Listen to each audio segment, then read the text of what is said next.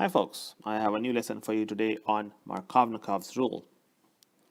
Markovnikov's rule is very useful in figuring out what isomer is going to be produced in larger amounts and which one is going to be produced in a lower amounts. In other words, we will have a major product and we will also label a second product as a minor product. So when an unsymmetrical or asymmetrical alkene reacts with the hydrogen halide, the hydrogen adds to the carbon of the alkene undergoing an addition reaction, and it will add to the alkene that has the greater number of hydrogen substituents, and the hydrogen to the carbon of the alkene with a fewer number of hydrogen substituents. To clarify this, let's look at this piece at the bottom below. So I have taken the information that is given to us above and I have broken it down to make it more understandable. So it says in an addition reaction, an asymmetrical alkene, asymmetrical alkene means the double bond between the carbons is not right in the middle of the molecule.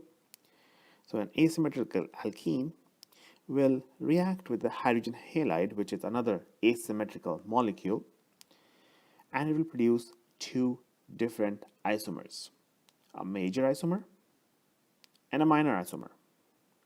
Now, based on Markovnikov's rule, he states that the major isomer is going to be the one where the halogen will attach to the carbon which is attached to the fewest number of hydrogens, and the hydrogen will go to the carbon with the greater number of hydrogens.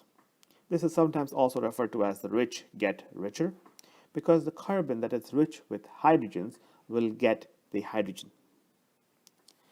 The other isomer that is produced will be considered a minor isomer or a less stable isomer. And in this case, the halogen will attach to the carbon, which has more hydrogens, which is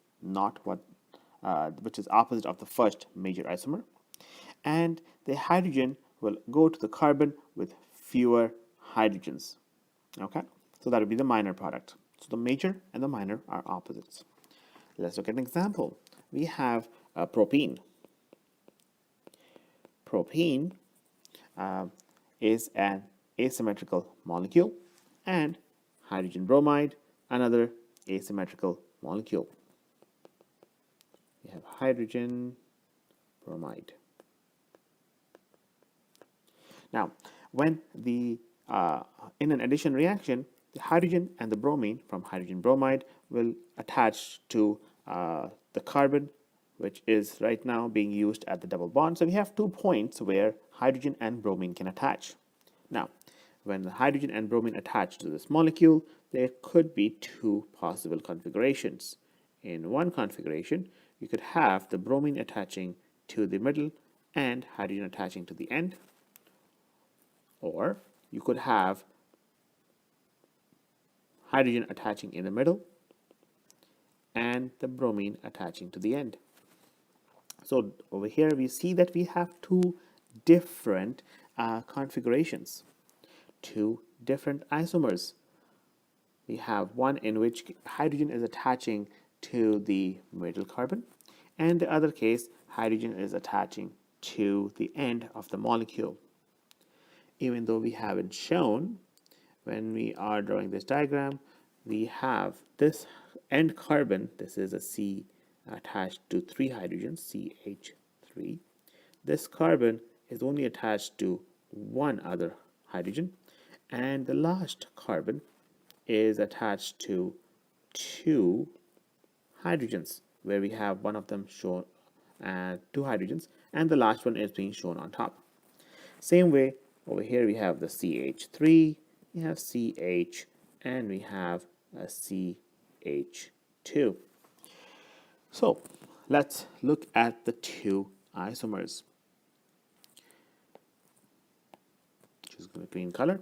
All right. So in the first case, isomer, the bromine has attached to the carbon, which had 1 hydrogen, and the other one had 2. So the bromine has gone to the carbon which had fewer number of hydrogens. Markovnikov's rule says this is going to be the major product.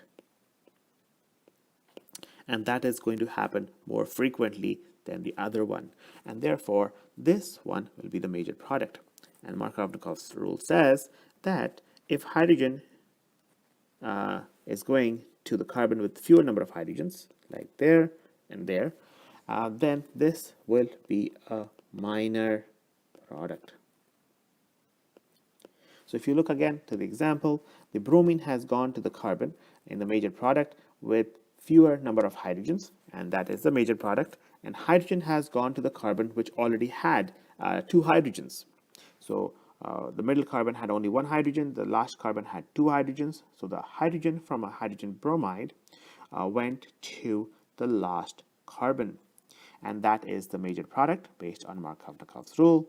And if in the second case we have the hydrogen going to the carbon which had only 1 hydrogen compared to the other one which had 2, and the bromine went to the carbon which had more hydrogens, which is at the end of the molecule, this is going to be less likely, and this will be produced in lower amounts and therefore considered a minor product. So we'll have a major product and a minor product in this addition reaction. And no other substance is being produced, because what we are doing is we are taking the hydrogen and the bromide and adding to the alkene and to form an haloalkane. This can also be viewed as a synthesis reaction because we have 2 reactants resulting in 1 single product. I hope this lesson helps to clarify what Markovnikov's rule is and how we can use the Markovnikov's rule to determine which product is a major product and which product is going to be the minor product.